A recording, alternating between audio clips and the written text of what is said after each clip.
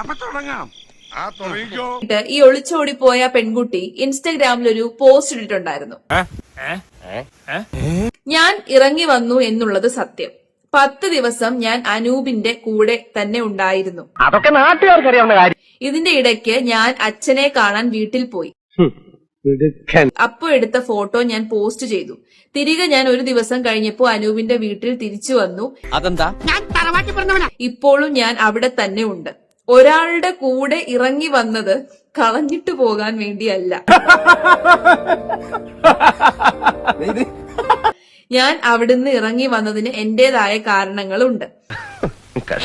അതെനിക്ക് പബ്ലിക്കിന്റെ മുന്നിൽ പറയാൻ യാതൊരു താല്പര്യവുമില്ല. മാത്രമല്ല ഞങ്ങൾ തമ്മിൽ കുറ്റങ്ങൾ പറയില്ല എന്ന എഗ്രിമെന്റ് സൈൻ ചെയ്തിട്ടുണ്ട്. പറഞ്ഞോണ്ടല്ലോ നീയും കൂടി ചേർന്ന് ചതി നടത്തിയെന്ന് എനിക്ക് ഉറപ്പാ. ഒരു ഡിപ്പാർട്ട്മെന്റ് എൻക്വയറി എനിക്ക് വേണ്ട. ഇവനെ ഞാൻ കൈകാര്യം ചെയ്തോളാം. ഈ പറഞ്ഞ പുള്ളിയോ ഞാനോ നേരിട്ട് വന്ന് ഒന്നും ആരോടും പറഞ്ഞിട്ടില്ല.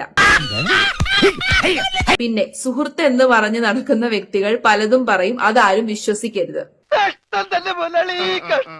നിനക്കിനി ജയിക്കണമെങ്കിൽ ഒറ്റ വഴിയേ ഉള്ളൂ. കുടുംബക്ഷേത്രത്തിലേക്ക് ഒരു നേർച്ച നേർന്നേക്ക്. ചിലപ്പോ ഫലിച്ചേക്കും.